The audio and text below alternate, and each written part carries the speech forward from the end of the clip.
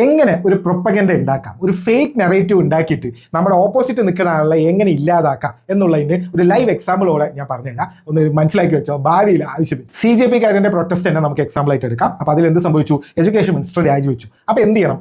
Right wing ആയിട്ടുള്ള ആൾക്കാർ ഇതിനെ എങ്ങനെയെങ്കിലും ഒന്ന് കൗണ്ടർ ചെയ്യണം. അപ്പോൾ കൗണ്ടർ ചെയ്യണമെങ്കിൽ എന്ത് ചെയ്യുന്നു വെച്ച് കഴിഞ്ഞാൽ വാട്ട് അബൌട്ടിസം എന്ന് പറഞ്ഞിട്ടുള്ള സംഭവം ഇറക്കണം. അതായത് ഇവിടെ എങ്ങനെയാണോ, അപ്പോൾ അവിടെ ഇങ്ങനെയാണ്, അപ്പോൾ അവിടെ ഇങ്ങനെയാണെങ്കിൽ നിങ്ങൾ എന്തുകൊണ്ട് ഇവിടെ മാത്രം ഇങ്ങനെ പറയുന്നു എന്ന് പറഞ്ഞിട്ടുള്ള ഒരു സംഭവം ഇറക്കണം.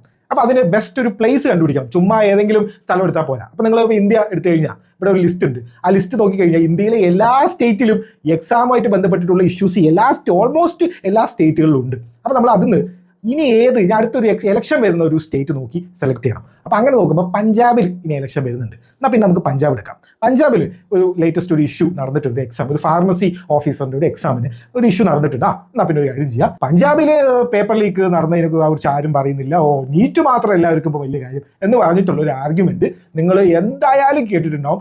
എവരി റൈറ്റ് വിങ് അക്കൗണ്ട് ഈ ഒരു ആർഗ്യുമെന്റ് അവർ ഒഫീഷ്യലായിട്ട് പോസ്റ്റ് ചെയ്തിട്ടുണ്ട്. ഈ എഡ്യൂക്കേഷൻ മിനിസ്റ്റർ രാജിവെച്ചാൽ പഞ്ചാബിലെ എഡ്യൂക്കേഷൻ മിനിസ്റ്റർ രാജിവെക്കണം എന്നുള്ള കാര്യമാണ് ഇവർ പറയുന്നത്. അപ്പോൾ എൻ്റെ ഒരു അഭിപ്രായത്തിൽ എല്ലാ മിനിസ്റ്റർമാരും രാജിവെക്കാൻ പറ്റിയ അത്രയും നല്ലതുള്ള അഭിപ്രായമാണ് എൻ്റെ. കാരണം എന്താ വെച്ച് കഴിഞ്ഞാൽ ബൊമ്മാർക്കൊന്നും നമ്മളിപ്പോൾ ഒരു പേടിയില്ലാത്തൊരു ലെവലിലാണ് പോകുന്നത് കാര്യങ്ങൾ.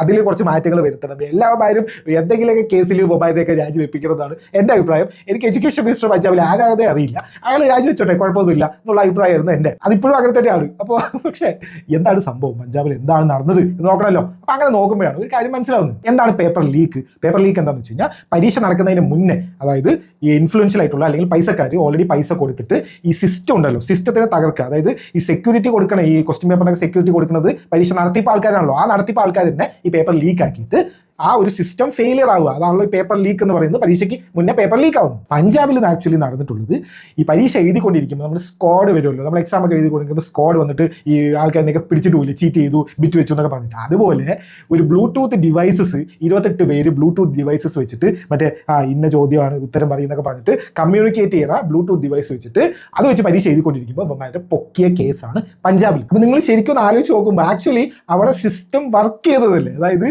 സ്ക്വാഡ് ചീറ്റിങ് ചെയ്യുന്ന പിള്ളേരെ പിടിച്ചിട്ട് പോയി. അപ്പൊ ആക്ച്വലി അവിടെ എല്ലാ സിസ്റ്റവും കറക്റ്റായിട്ട് വർക്ക് ചെയ്യുന്നുണ്ട് എന്നല്ലേ. ഇതേപോലെ ഒരു കേസ് കേരളത്തിലുണ്ടായിരുന്നു. 2018 PSCക്ക് ഫസ്റ്റ് റാങ്ക് കിട്ടിയ ആൾ ഇതുപോലെ SMS അയച്ചിട്ട് ചീറ്റിങ് ചെയ്ത് പിടിച്ചു എന്ന് പറഞ്ഞിട്ടുള്ള സംഭവമുണ്ട്. പക്ഷേ അവരുടെ സിസ്റ്റം ഫെയിലിയർ ആയി. കാരണം എന്താ വെച്ച് കഴിഞ്ഞാൽ പരീക്ഷയും കഴിഞ്ഞ് അവന് ഫസ്റ്റ് റാങ്കും കിട്ടിയിട്ടാണ് ഇവർ പിടിക്കുന്നത്. അല്ലാണ്ട് പരീക്ഷ എഴുതിക്കൊണ്ടിരിക്കുമ്പോൾ പിടിച്ചതല്ല. അതാണ് സംഭവം. അതാണ് ആ വ്യത്യാസം. സിസ്റ്റം വർക്ക് ചെയ്യുന്നതിനും വർക്ക് ചെയ്യാത്തതിനും. അപ്പൊ ഇതൊന്നും നമ്മൾ നോക്കേണ്ട ആവശ്യമില്ല. പഞ്ചാബ് എഡ്യൂക്കേഷൻ മിനിസ്റ്റർ രാജിവെക്കണം, പേപ്പർ ലീക്ക് നടന്നു എന്ന് നമ്മൾ ധൈര്യമായിട്ട് അങ്ങോട്ട് പറയാം. ഇങ്ങനെയാണ് നമ്മളൊരു പ്രൊപ്പഗൻഡ ഉണ്ടാക്കുക.